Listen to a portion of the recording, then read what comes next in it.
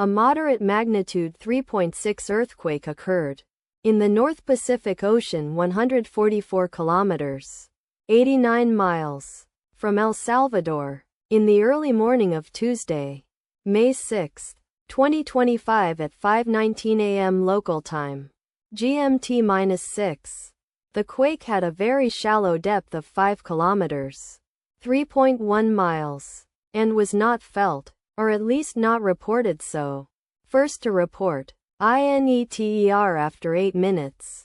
The earthquake occurred 7 days after a magnitude 3.6 earthquake had hit on Tuesday, April 29, 2025, at 1:10 p.m.